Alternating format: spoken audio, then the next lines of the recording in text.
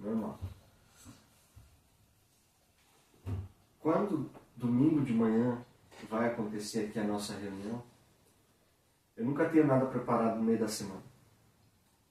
Nunca.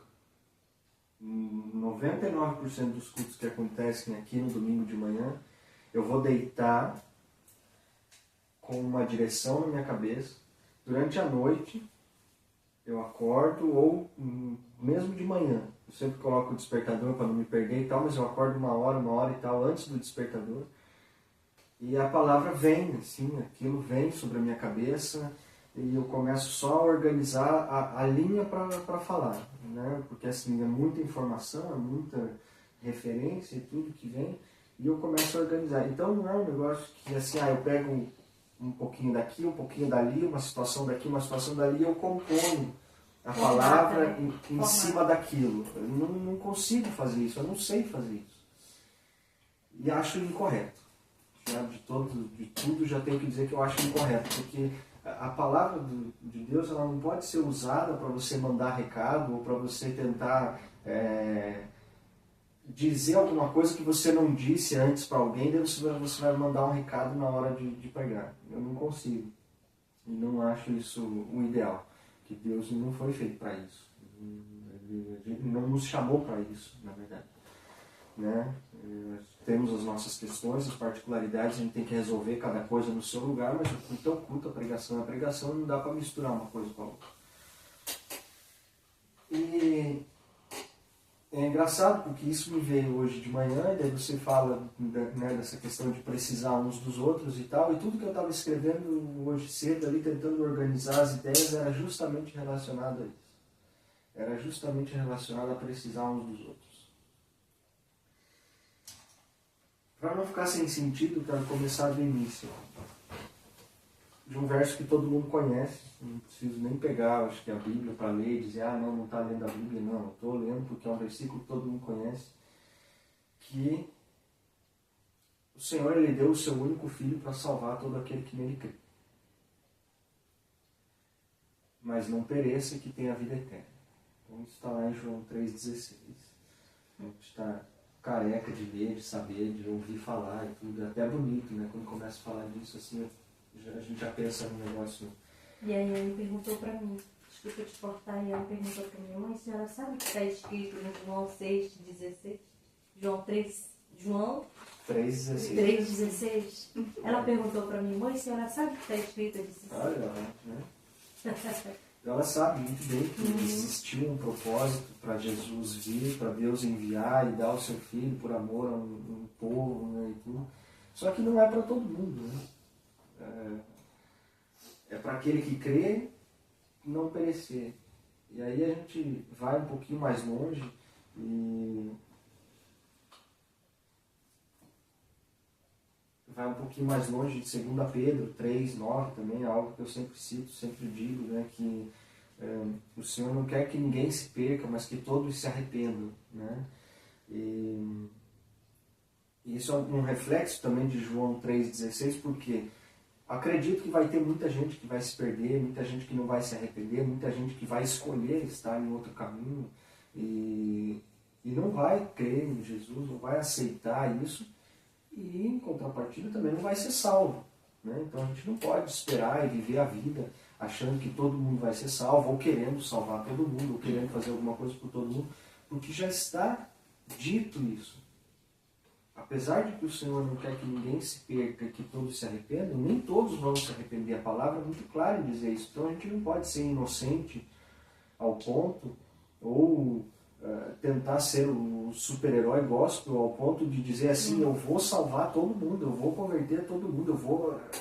até que a pessoa... Não é o nosso papel, não é a nossa função, a gente não vai conseguir fazer isso, a gente não tem capacidade para fazer isso.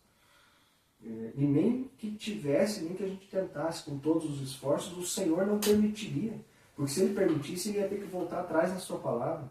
Ele ia ter que voltar atrás dizendo que o inferno já está preparado para os ímpios, né? Dizendo que o céu já está preparado para aqueles que perseverarem até o fim. Então ele ia ter que voltar atrás nisso. E Deus ele não vai voltar atrás. Ele não é homem para que se arrependa, ele não é filho do homem para que nunca ninguém se arrependa. Então ele não vai voltar atrás. Dessa forma, ele deu o seu filho, como a gente leu aqui, como a gente sabe que está escrito, para tentar salvar o máximo de pessoas possível, aqueles que creem. Só que nesse processo, como eu disse, nem todo mundo vai crer, nem todo mundo vai ser salvo. E Jesus, quando ele veio ao mundo, quando ele iniciou o seu ministério, Filipenses 2 vai nos dizer também, vai nos trazer a clareza a respeito dessa diferença, né? Filipenses 2 vai dizer que Jesus, mesmo sendo Deus, ele não tentou se passar por Deus. Ele foi homem para suportar todas as provações e tentações e ser fiel até a morte de cruz e tudo. Então, o que eu quero dizer com tudo isso? Jesus, ele sendo Deus, ele já sabia do fim desde o princípio. Quando ele foi dado para ser morto, quando ele iniciou o seu ministério, ele sabia do final do seu ministério, que era ser entregue numa cruz para salvar o povo. E em nenhum momento ele voltou atrás nisso, mesmo sabendo já o seu fim, mesmo sabendo o que seria, né? Eu acredito que a gente pode ler um pouquinho disso lá em Mateus, para a gente contextualizar, né, para a gente saber do que isso realmente se trata.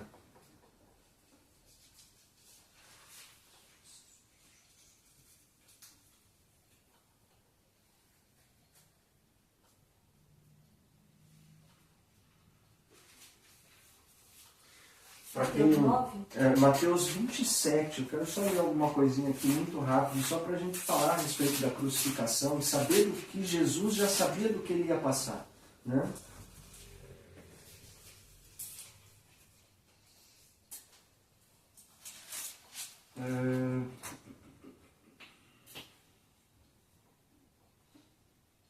Mateus 27 vai falar aqui a respeito, a partir do verso 11, né? Jesus foi posto diante do governador, ele perguntou: você é o rei dos judeus? E Jesus respondeu: tu o dizes. Acusado pelos chefes dos sacerdotes e pelos líderes religiosos, ele nada respondeu. Então Pilatos perguntou: você não ouve a acusação que eles estão fazendo contra você? Mas Jesus não lhe respondeu nenhuma palavra, de modo que o governador ficou muito impressionado. Por ocasião da festa, era costume do governador soltar um prisioneiro escolhido pela multidão. Eles tinham naquela ocasião um prisioneiro muito conhecido, chamado Barrabás, e Pilatos perguntou à multidão que ali se havia reunido: qual destes vocês querem que eu solte, Barrabás ou Jesus, chamado Cristo? Aí, aqui, se a gente continuar todo o texto, para não ficar tão longo, a gente vai ver que o próprio povo escolhe, né, soltar o bandido. O próprio povo escolhe crucificar Jesus. Então, só que desde o início, Jesus já sabia de tudo isso. Jesus já sabia o que ele teria que passar. Jesus ele sabia já aonde ele seria morto, como ele seria crucificado. Nada disso era segredo para ele. Porém, ele não falava a respeito disso, né? Ele não saía contando para todo mundo a respeito dessa dificuldade. Ele não saía reclamando para todo mundo o processo que ele teria que passar. Apesar de ele ter sido o único que sabia do processo todo até o seu final, a gente não sabe, porque a gente desistiria no meio, né? Só que em nenhum momento ele volta atrás, em nenhum momento ele hesita ou não quer ou reclama, e em nenhum momento ele compartilha isso também com aqueles que andam com ele. Ele fala que ele vai ao Pai, logo ele não estará aqui. Ele diz que a sua passagem vai ser curta, mas ele não desenrola todo o mistério, né, como a gente ouve falar. Ele não conta toda a história. Só que se a gente for um pouquinho mais para 26, a gente volta um pouquinho. A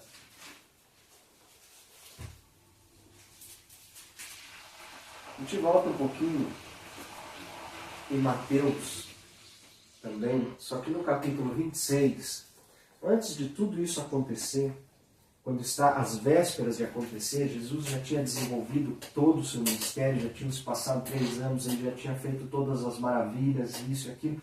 Quando tudo isso está prestes a acontecer, como a gente viu aqui a citação de Filipenses 2, que Jesus, apesar de ser Deus, ele não usou disso, ele foi homem, ele sustentou tudo o que ele podia como homem. A gente vai ver um reflexo disso muito claro e talvez um exemplo para nós. Mateus 26, a partir do verso 36. Quero que a gente reflita muito bem a respeito disso. Então Jesus foi com seus discípulos para um lugar chamado Getsêmani e lhes disse: sentem aqui enquanto eu vou ali orar. Levando consigo Pedro e 2 filhos de Zebedeu, começou a entristecer-se e angustiar-se. Está chegando a hora. Ele sabe o que vai se passar. Ele sabe onde ele vai terminar. Ele sabe que não vai ser legal, que não vai ser divertido, que não vai ser o evangelho que a gente aprende, né? Que tá tudo bem, tá tudo certo, Deus está com você não vai sentir nada. Ele sendo homem e sabendo o que ia se passar, ele vai para o canto dele. Fala, poxa, agora o negócio vai ficar um pouco apertado, eu vou ali. Só que o que ele faz aqui no verso 37, né? Levando consigo Pedro e 2 filhos de Zebedeu, começou a entristecer-se e angustiar-se. Ele tinha gente do lado dele. E no verso 38 ele abre essa tristeza. Ele não conta toda a história, mas ele abre essa tristeza para quem estava com eles. Disse-lhes então: a minha alma está profundamente triste, numa tristeza mortal. Fiquem aqui e vigiem comigo. Indo um pouco mais adiante, prostrou-se com o rosto em terra e orou. Ele não volta atrás, ele não desiste, só que primeiro de tudo ele coloca a vontade do Pai na frente dele. Às vezes a gente tem vontade, assim como Jesus. Tem angústias, não vontade, por ele não desistiria. Mas ele faz primeiro a vontade do Pai. Às vezes a gente tem angústias, tem dificuldades, tem barreiras. E a gente chega num ponto e fala, será que é por aqui? Será que... Ou mesmo, mais teimosos que somos, a gente até bate o pé e fala assim, não, eu não queria estar aqui fazendo isso, agindo dessa forma. Só que aí a gente lembra de quem a gente chama de Pai e Senhor. Quem a gente chama de Pai e Senhor é aquele a quem a gente tem que obedecer. Senão, não vale de nada. Mesmo sem vontade, mesmo com dificuldade, mesmo com dor, mesmo com angústia, qual foi a frase que Jesus falou aqui? Qual foi a oração que ele fez no verso 39? Né? Meu Pai, se for possível, afasta de mim esse cálice. Contudo, não seja como eu quero, mas seja feita a tua vontade. E aí ele ora e pede para que seja feita a vontade de Deus. Embora talvez ele, como homem, quisesse dar um passo para trás e falasse assim, poxa, não dou conta. Mesmo não dando conta, mesmo tendo ciência das limitações que tem um homem, Senhor, faz a tua vontade. Angustiado ele estava, ele faz essa oração. Aí o verso 40 fica um pouquinho mais interessante. Porque ele coloca para fora aquilo que ele está sentindo, a vontade talvez de desistir, a vontade de voltar atrás, ele coloca para fora onde? No canto que ele está retirado, orando para o seu Pai. Ele não vai lá chorar nos pés dos discípulos. Ele não vai lá falar para eles, olha, isso aqui está acontecendo assim, assim, assim. Ele fala, olha, eu estou com uma angústia mortal, mas vigiem aqui comigo, que eu já volto. E aí ele vai para o canto dele, secreto. E aí no verso 40 ele diz assim, ele volta aos seus discípulos, né, e encontra dormindo. Vocês não podem vigiar comigo nem por 1 hora, perguntou ele a Pedro. aqueles que estavam do lado dele, andando junto com ele, sabiam tudo que ele podia fazer, tudo que ele já tinha ensinado, passando pelo problema que ele estava passando, na hora que ele pede ajuda, eles fazem o quê? Dormem. Vigiem e orem para que não caiam em tentação. O espírito está pronto, mas a carne é fraca. E retirou-se outra vez para orar. Meu Pai, se for possível, afasta de mim esse cálice sem que eu o beba, mas faças a tua vontade. E no verso 43, quando voltou de novo, encontra eles dormindo. Aqueles que estão à nossa volta, que a gente precisa, que a gente conta com eles, embora sejam colocados pelo Senhor do nosso lado, às vezes eles podem se encontrar dormindo. E não orar e não vigiar com você por 1 hora, por 2 horas, por 3 horas. Não literalmente falando, vigiar e orar aqui, mas dar o suporte necessário quando Jesus precisava.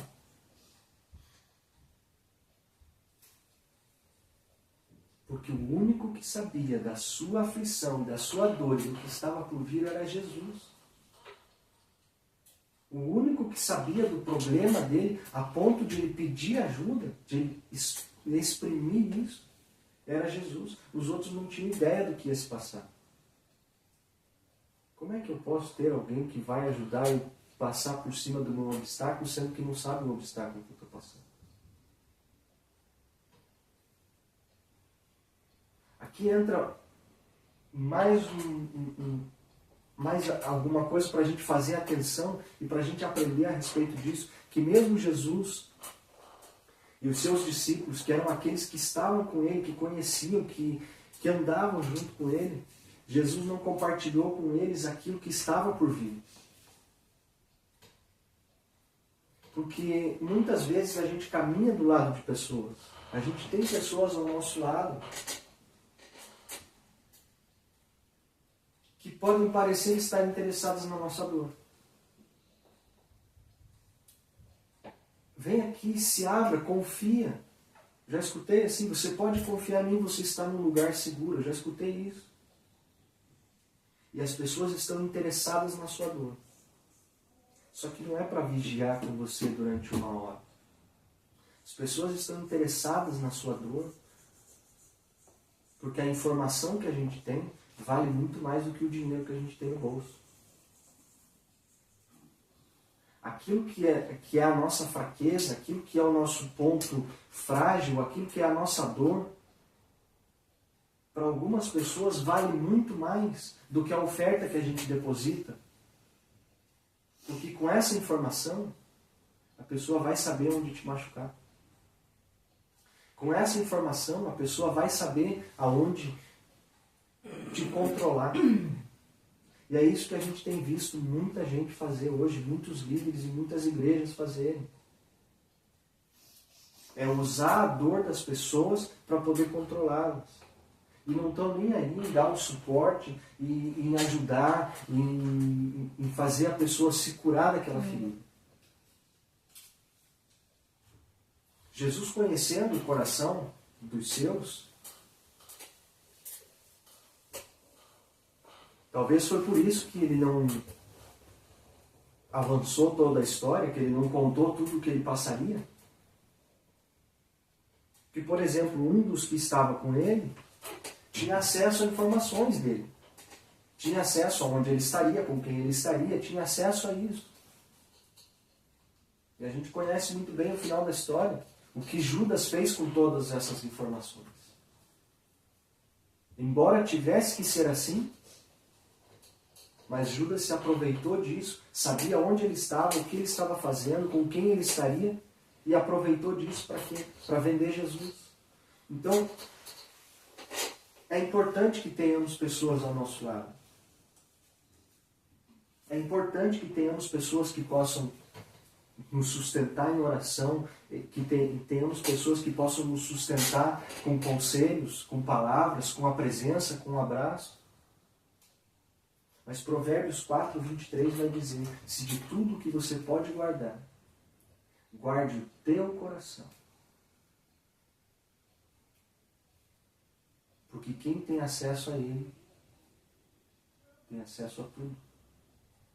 Pode te ajudar a subir ou pode te ajudar a descer.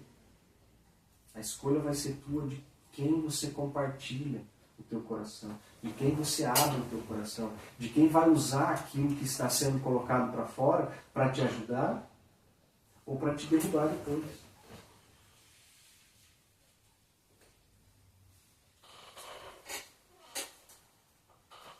Ninguém está livre de errar. Ninguém está livre de cometer deslizes e cometer falhas, porque nenhum de nós somos perfeitos. Diferente de Jesus, que foi o único que conseguiu cumprir toda a sua missão, sem hesitar, sem voltar atrás, embora como homem tivesse pedido para o Senhor para passar dele esse cálice sem que ele bebesse, ele foi o único perfeito. Só que nem por isso Deus deixou de usar quem quer que fosse. Nem por isso Jesus expulsou Judas da mesa, sabendo que ele ia pegar tudo aquilo que Jesus tinha confiado a ele e vender isso barato, por assim dizer. Nem por isso Jesus expulsou ele da mesa. Jesus ainda abraçou, beijou e chamou de amigo. Para que o propósito de Deus se cumpra, ele não está se importando muito com aquilo que você é muito bom ou muito ruim.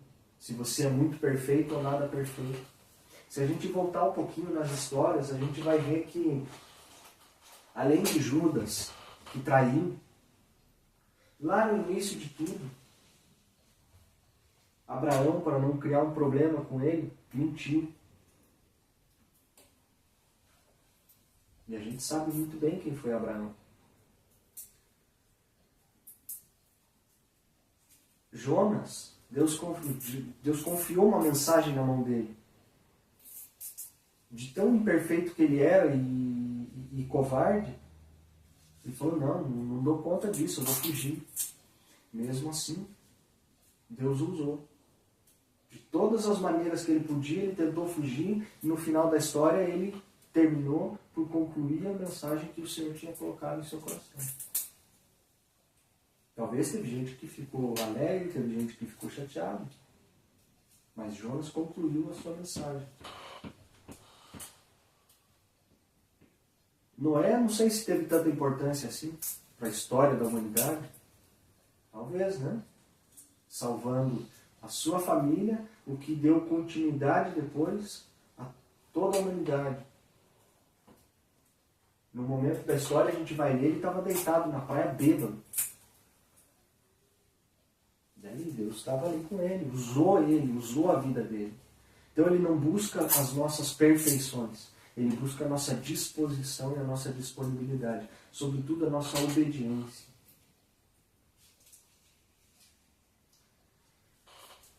Davi, chamado um homem segundo o coração de Deus, foi perfeito. Davi nunca errou. Não é isso que a Bíblia me conta, né? Pegou a mulher que não devia, mandou matar o marido e fez um circo ali. Adúltero, assassino. Opa, segundo o coração de Deus. Uau! Falei dele essa semana. Teve alguém que me procurou e falou, cara, fiz besteira, poxa vida, fiz assim, assado. Estou me sentindo sujo, não posso chegar perto de Deus. Eu falei, como assim? Davi, quando ele fazia as maiores besteiras, o lugar que ele corria direto era para Deus. Talvez daí um homem segundo o coração de Deus. Por quê? Porque uma criança, quando suja a fralda, ela não sai correndo do pai e fala assim, me deixa sujo que não tá legal. Assim, não, ele vai correndo e fala assim, eu estou sujo, limpa aqui, por favor. Então a gente tem erros. Nós cometemos as nossas falhas, os nossos problemas, enfim. Tendo consciência disso, e todos esses exemplos que Deus usou como grandes nomes da história, por que a gente vai ficar de fora? Por que a gente é diferente? A gente também pode estar nessa lista de usados por Deus. E A minha oração é que a cada dia eu esteja sendo incluso nessa lista. Tendo consciência das falhas, tendo consciência dos erros e que o Senhor pode usar da mesma forma. O que a gente não pode fazer é: eu sou assim mesmo, eu tenho esse problema aqui, então Deus me usa desse jeito mesmo, eu vou continuar fazendo. Ali é um erro. Você ofende o coração de Deus, você peca voluntariamente, você erra propositadamente. Por quê? Porque você gosta daquele erro. Mentir não dá nada. Enganar, trair, roubar, não tem problema nenhum. Quem sabe daqui a pouco até matar alguém para ficar com a mulher, não tem problema. Davi foi assim, então eu também posso. Não, fazer com consciência e depois vir correndo para Deus pedir perdão, aí já é abuso. E com Deus não se brinca. A palavra também vai falar que Deus não se deixa escarnecer por ninguém, de Deus não se zomba. Uma coisa é você ter o teu erro e Deus te usar e você tomar consciência e tomar o teu caminho. Outra coisa é você pedir para Deus te usar e falar assim: não, mas considera que esse erro aqui é legal e ninguém está vendo. E não tem problema nenhum. Essa é a consciência que a gente precisa tomar. Que a gente pode, sim, ser usado pelo Senhor. A gente pode fazer parte da história dele, fazer parte do caminho dele. Mesmo estando errado, mesmo não sendo capaz, não sabendo falar, não sabendo tocar, não sabendo pregar, não sei. Mas Deus pode fazer algo, Ele é capaz de fazer algo, eu acredito nisso. Só que cuidado com essas falhas, com essas dificuldades, porque em um dado momento a gente vai precisar colocar isso para fora. A Dani falou aqui mais cedo, né? Se a gente confessa os nossos pecados a Deus, a gente é perdoado. Mas se a gente confessa a um irmão, a gente é curado desse pecado. Pelo amor de Deus. Cuidado para quem você vai confessar, para quem você vai abrir. Primeiro de tudo, daí eu vou voltar lá no início de Mateus, quando os discípulos perguntam para Jesus, eles estão meio confusos com tudo aquilo que está acontecendo ainda, e como é que eles devem proceder nesse início de caminhada, e eles perguntam: Jesus, então como é que a gente tem que orar? Porque às vezes a gente fica ali 30, 40, 1 hora, 2 horas, 3 horas, orando a mesma coisa, poxa, mas não tenho resposta nenhuma. É claro que não. Tiago fala que a gente não recebe a resposta porque a gente pede mal. Por quê? Mateus 6,6 vai falar o porquê que a gente pede mal. Ele vai falar: você quando orar, entra no teu quarto, fecha a tua porta, que teu pai que te vê em secreto te recompensará. Se a gente continuar ali o 7 e 8 para frente, vai dizer: e evite vãs repetições, porque isso não leva a nada, Deus não vai te... Basicamente ele está dizendo isso. Deus não está preocupado com quantas vezes você vai repetir o que você vai orar. Se você precisar entrar no teu quarto, fechar a tua porta e olhar para Deus e falar: se for possível, afasta de mim esse problema. Aí fecha a tua boca e abre o teu olho e chora o quanto você quiser, que Ele vai te ouvir, porque Ele sabe do que está no teu coração e não é o quanto você vai repetir, que você vai falar, que Ele vai te ouvir. Tem alguém para choramingar as pitangas, para reclamar, para brigar? Entra no teu quarto, fecha a tua porta, que o teu pai que te vê em secreto vai te responder. Cuidado com: nossa, vem aqui, eu preciso muito conversar com você e desabafar e isso e aquilo. A primeira informação que você der para a pessoa, ela vai guardar no bolso, e na primeira oportunidade, se essa pessoa não for enviada do Senhor para o teu lado, a primeira oportunidade, essa informação vai virar contra você. O teu coração, como diz Provérbios 4:23, deve ser aquilo que você deve guardar. Guarde com você e abra com o seu pai. E abra no secreto do seu quarto.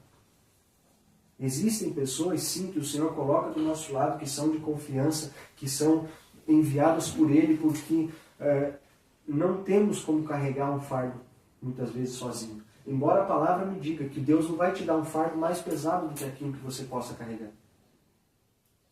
Só que sobre esse fardo Ele também diz: ei, vem aqui comigo e divide comigo esse fardo, porque o meu é leve e o meu jugo é suave. Ele não está mandando você dividir esse fardo com mais ninguém. Tem que confessar um pecado, tem que falar alguma coisa para alguém, procure alguém de confiança. Ore ao Senhor para que te mostre alguém primeiro.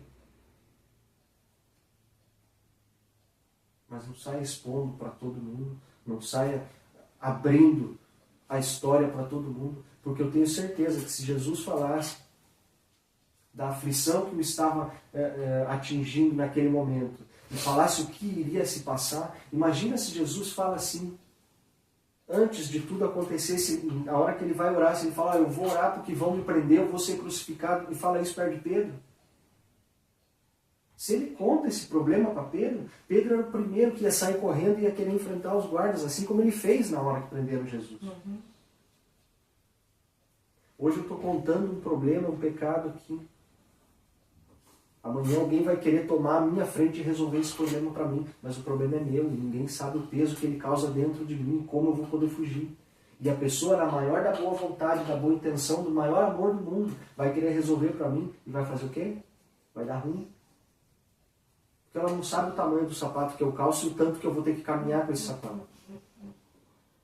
Isso aqui vai dar ruim, porque ela vai querer me dar um sapato mais confortável, mas ele é muito grande para o meu pé e não vai servir no caminho. O caminho sou eu que tenho que fazer. O caminho cabe a cada um de nós. E o nosso Pai que nos vem em secreto no quarto, a palavra diz, e a gente não pode deixar de ter, que Ele vai nos responder. Quando a gente abrir o nosso coração a Ele. Quando a gente se fechar lá dentro e abrir o coração a Ele e não ficar tentando achar solução na vida de ninguém. Porque às vezes a gente está aqui bonitinho, quietinho no nosso canto e está olhando o que a internet nos oferece. E a vida na internet é uma maravilha para todo mundo. Todo mundo é feliz, todo mundo passeia, todo mundo compra, todo mundo come, todo mundo... A vida na internet é só alegria. Todo mundo envelhece, né? Ninguém envelhece, ninguém é feio, ninguém... Não! E daí o que a gente faz? A gente está aqui quieto no nosso canto, a gente olha nessa porcaria dessa internet e fala assim, uau, o fulano tem uma vida dessa, eu quero também. Aí eu vou fazer o quê? Eu vou lá tomar conselho pro fulano, eu vou ligar pro ciclano, eu vou seguir nas redes sociais e vou fazer tudo o que ele está falando. Quando ele fecha a porcaria da internet dele, a vida dele é uma desgraça. E ele vai derramar o quê sobre a tua vida? Não vai derramar nada. Ele vai colher a tua informação e ele vai pulverizar na vida dos outros essa informação.